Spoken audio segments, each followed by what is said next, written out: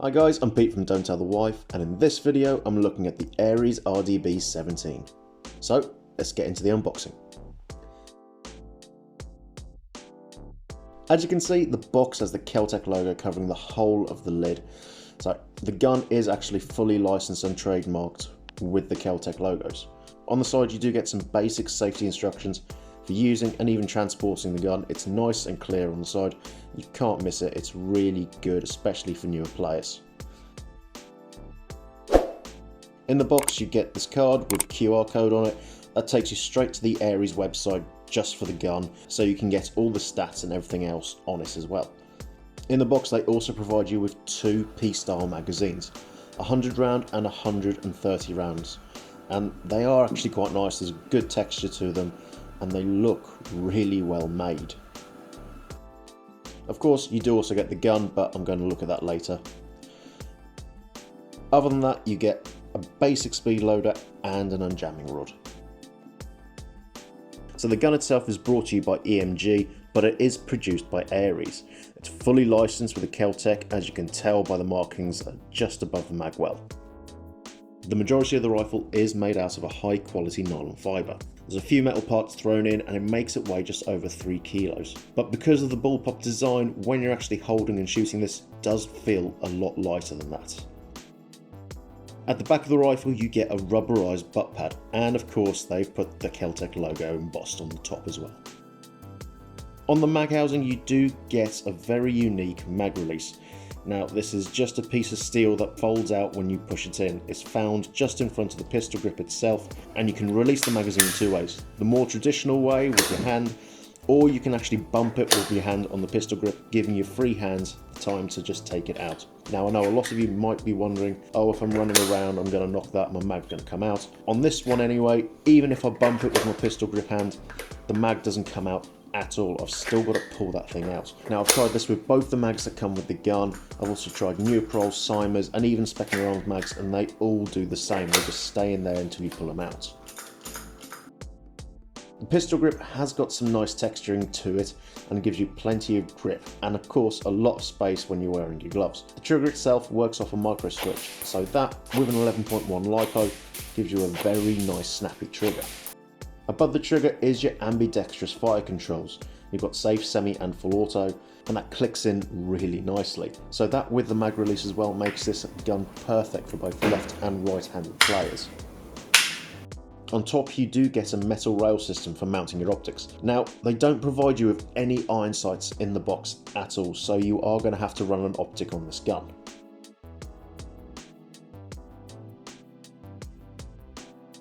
Underneath you do find the charging handle. Now the charging handle itself is made out of the same nylon fibre that the rest of the body is made out of. You can lock it back, but it is attached to a very stiff spring, so I wouldn't suggest any HK slaps on it. But pull it back and it does nothing. Yep, nothing. Doesn't reveal your hop unit or anything else. In fact, your hop unit is found in the magazine well, and the way they've placed the hop unit, you cannot access it with your fingers. Luckily they do provide you with a small flathead screwdriver, and that's found in the pistol grip. Clip it out and you can adjust the hop unit like that. Back to the front of the gun, and the patented Handguard does house your battery. To access it, push out the front body pin, and on this one it was really stiff, so I did have to actually punch it out. Once you get that pin out, the handguard just swings down and it reveals a Dean's connector. So unlike most guns where they're mini Tamiya's, AIRSOFT are actually starting to listen to players, because a lot of players are going over to the Deans now. Looking at the battery space in the handguard, and you can see there's not much space there at all. AIRSOFT do suggest you use an 11.1 Lipo with this, so the only battery I could get to fit was a small stick type. The outer barrel and the flash hider itself are made out of metal, and you can take that flash hider off, revealing a 14mm counterclockwise. So tracer units and suppressors can be fitted on this with no problems. Internally you do get a proprietary gearbox. Now it does come with a standard AIRSOFT 18:1 gear set and a high torque motor as well. It also has the AIRSOFT electronic fire control system, so if you have the AIRSOFT controller box you can reprogram this to your 3-round burst or whatever. For the Crono I'm using 0.2 gram BBs and 11.1 Lipo.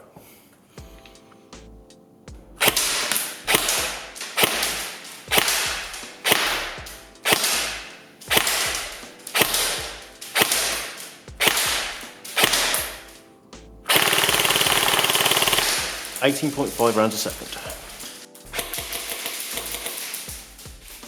So FPS wise, 330ish mark. A little bit of FPS variant, but not too much, so that was quite nice. Compact size, great for CQB and for your woodland games as well. Only problem I'm finding, this rubberized buttstock does still stick into your shoulder a little bit, so it's a little bit uncomfortable when you're using it, but after time that's going to wear in, you're not going to have a problem with that. Controls on the gun, even with gloves on, I can access them, not a problem. I can take the magazine out, put it back in, takes on safe, semi, whatever.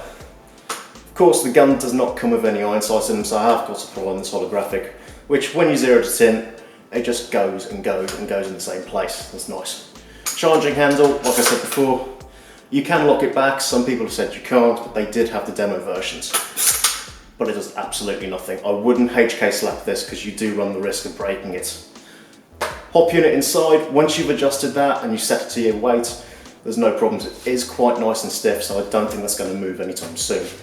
If you did have to do it on the field, you are going to have problems because you're going to have to take the mag out, adjust it, find your little screwdriver, which is just in here, and no. Hopefully that's going to be nice and stiff. They have also made it red as well, so you can distinguish it if you're in low light situations. But other than that, it's actually quite a cracking little gun. And the trigger response on it is quite nice too. So when I first saw this gun, I was not that impressed, but after actually spending some time on the range, shooting it, having it in my shoulder, handling it a bit more, I've actually grown to love it. It's usable for both left and right-handed players, and with that bullpup design, you can use it for both woodland and your CQB games. So all round, it's a really good gun. As always, if you've got any questions, leave them in the comments below, and until next time, thanks for watching.